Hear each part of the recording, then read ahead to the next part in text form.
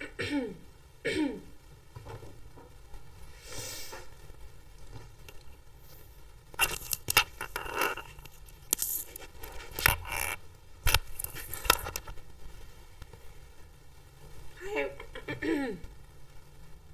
Assalamu alaikum everybody. I hope you all are fine and enjoying good health. So we are back with the new video, and today's video is going to be extremely informative for all my dear O levels English students, because this is going to be an introduction video on the English language new paper pattern, which I'm definitely going to explain you in detail and introduce you all the nitty-gritties which are happening and all the transformations which are happened in the paper. And every parent is confused about it. There are children who are confused, getting low marks, low grades. So I would want you to please watch my video till the end if you really want to get yourself notified about the new paper pattern of course code 1123 as I'm presenting on my screen. So the things which we are going to cover in this video will be the assessment overview, the assessment objectives, and the paper pattern, of course, along with that, right? So let's just move on. The first thing which we're going to discuss is the assessment overview. All candidates, take two components. Candidates will be eligible for grades A star to E. So I would really want to motivate you here and suggest you that please don't think about or taking, this E in your mind. Just make your goal that you have to achieve a score A star or at least an A, right? Don't even stand yourself in on the B grade, because if you once take it, then definitely you will be a successful person in the next upcoming grades. We have basically two sections in it. The paper one is completely transformed to the reading paper. Excuse me. And the paper two is now a writing paper. Paper one is a reading paper, and the time they have extended to 2 hours in both the papers, right? This thing is clear to you, and I've mentioned it here on the screen that the time allotted is the 2 hours, and 2 hours is an enough time to put in all your words and express yourself, and your writing expression should be extremely splendid. So it's all about practice. Definitely we will be discussing in the next upcoming videos. Now we have in the reading paper, the reading matters 50%. The weightage of the reading is 50%. The more you give time on reading, the more you'll definitely be able to attempt the answers in an accurate manner. So better give time to reading as much as you can, and take a highlighter in your hands and highlight the points which you feel difficulty in, right? Then comes the marks. The marks are also scrutinized, and they are now 50 marks, right? We have 50 marks for paper 1 reading, and we have 50 marks for paper 2 writing as well.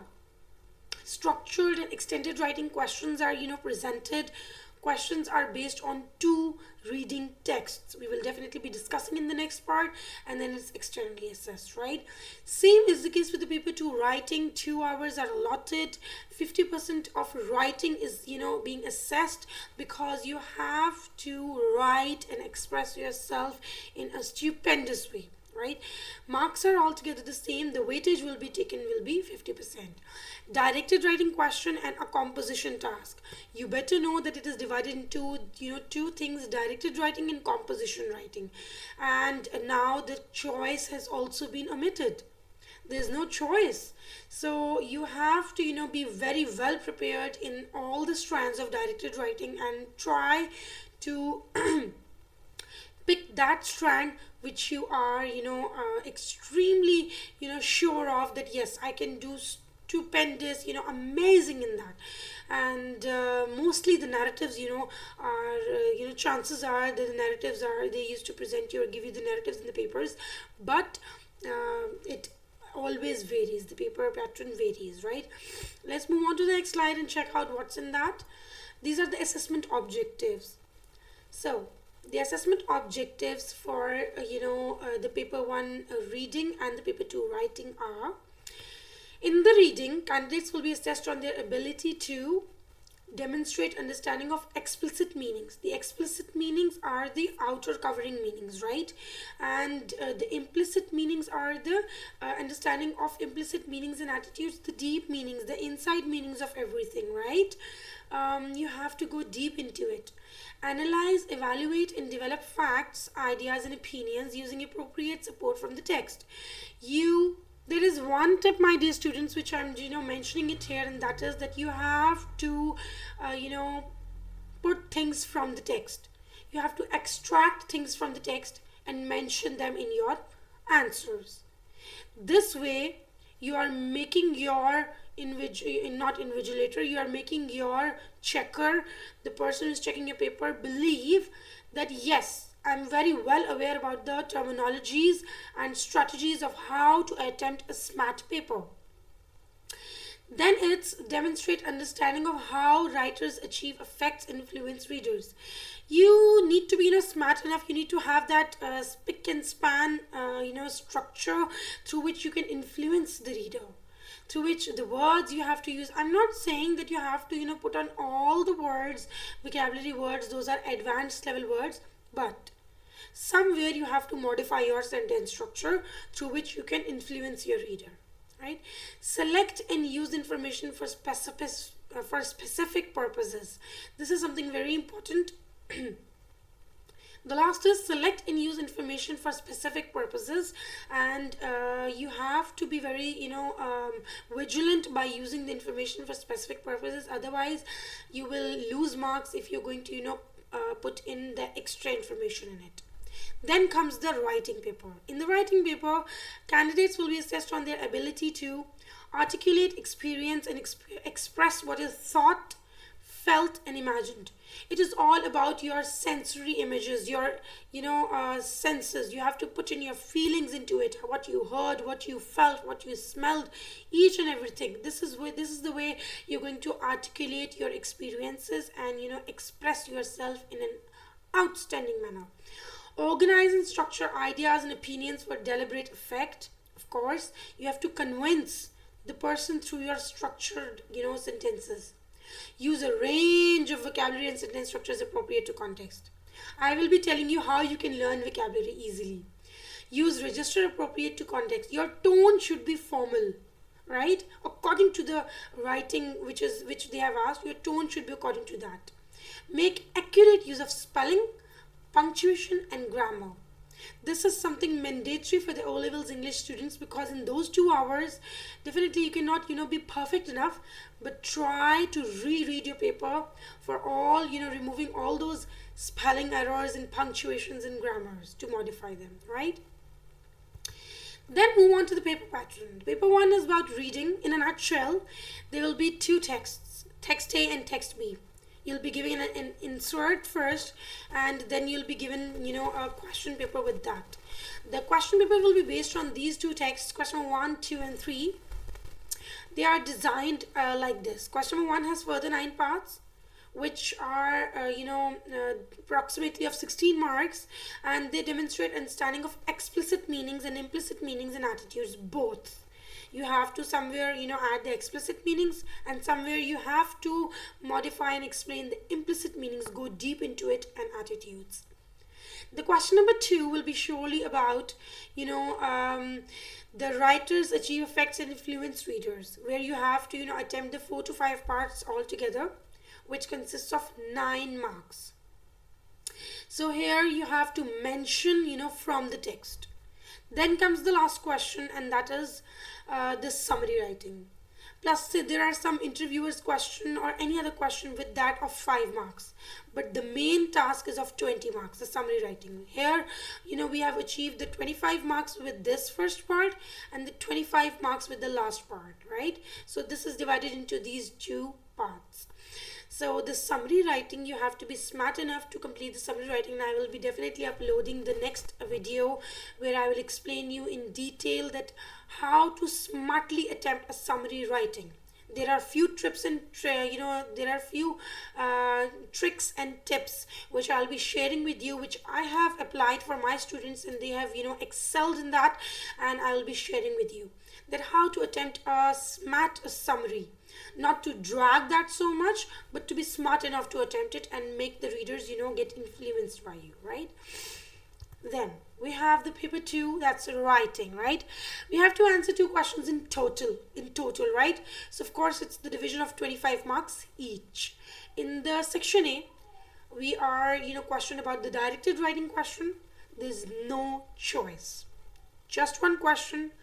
Word limit should be 250 to 300 words. Approximately you can write around 280 words, okay, but not less than that.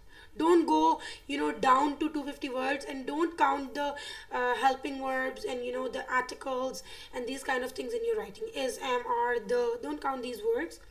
Count the solid words, and then that makes a 250 to 280 words paragraph or a proper piece of writing. Now there are 2 bullet points. Before it was 3. Now there are 2 bullet points which are given, and you have to address these both bullet points. Believe you me, if you're going to address these both bullet points and address them in a proper manner without dragging them, but putting all the information which the examiner has asked, then definitely you're going to achieve a very good score in it, a splendid score in it. So the marks division for these 25 marks are 10 marks for the content of your answer and up to 15 marks for the quality of your writing, right? Then comes the section B. Here we have to write about the composition writing. Also we have to answer 1 question, but we have a choice here. You can, out of 4 questions, you can attempt any one, right? So you have a choice here. So the word limit is 350 to 400 words because you have a choice. So you have to smartly choose whether you have to do which part you have to actually attempt, right? There are no bullet points in it. Somewhere instructions are given, but that's rare, of course. So we have a division of 25 marks, 10 marks for the content and structure, 15 marks for the style and accuracy of your writing. Your accuracy is extremely important in the composition writing, of course. If they have asked about the letter writing, the pattern should be extremely accurate. If they have asked about any other piece of writing, your style and accuracy is extremely mandatory, right? So I hope till here you are extremely clear about and understood the writing and reading paper pattern, right? So let's move on to the next thing, and the written task which I have planned for you guys, so you can definitely attempt it. This is a descriptive writing task. I'm going to share this in my description below, the link of that, but there are some vocabulary words which I've mentioned here for describing the places. This is just one piece of vocabulary word which I've shared with you. If I'll be sharing my whole list of vocabulary, you will be extremely knowledgeable about it, and you will be nurtured with lots of vocabulary, enriched with lots of vocabulary, and with ample vocabulary, I must say, and you won't feel, you can say, short of vocabulary and short of words while writing the piece of writing, right? You can express yourself in a more advanced way at that time. So when you are explaining and describing things, better use the advanced level words instead of using this beautiful, you can use ancient, historic, bustling. Bustling is used for fast paced, lively. Instead of using lively, you can use bustling, means a crowded place. So these are whole list of vocabulary words. You can take the screenshot of it, and you can definitely keep it with you and write it, add it in your vocabulary journal. Try to make a vocabulary journal from day 1 of your O levels. Okay, now let's move on to the next task. This is the composition writing task which I've shared with you, and that is write a description of a crowded place before and during a sudden burst of heavy rain. And I can show you the starting of it, then you can definitely add up more and write the whole composition writing for me. Under this, attach the link of your description, and I will be definitely checking your work and update you with your corrections, right? If you are interested to write the description, this descriptive writing, you can definitely do it. It is open for all my students. You can do it on your Word, you can do it in a PDF file, you can share the link with me, and I will be checking it and uploading the comments of yours as a teacher. It's a two-way conversation. You can learn free from me here on this platform, right? But I want a very splendid piece of descriptive writing. I want this. Okay, so this is the start you can use in that. Before the sudden burst of heavy rain, the crowded place was bustling with activity and noise. People hurried along the sidewalks, their heads down as they navigated the throngs of other pedestrians. The air was thick with the smells of street food, perfume, exhaust fumes from the cars and buses that honked their horns incessantly. I don't know why this too is written, it's misspelled. The sky above was grey and overcast, but there was no sign of rain yet. So you guys can, continue writing this and share the piece of writing with me in the comments below. I'm going to check your work and you can update me with it. Stay tuned for more videos, and do mention the comment section below that which videos you want about in the O-Levels English 1123 course code specifically, because I'm teaching the 1123 course code people, and if you really wanted to take my classes, you can hit me up. You can definitely email me so we can have a crash course planned for you for altogether 3 months. Meanwhile, thank you so much for watching, and subscribe my channel. Stay tuned with me. Mention the comment section which videos you want in the next upcoming videos. So take care everybody. Allah Hafiz. Keep watching English with Palvasha. Allah Hafiz.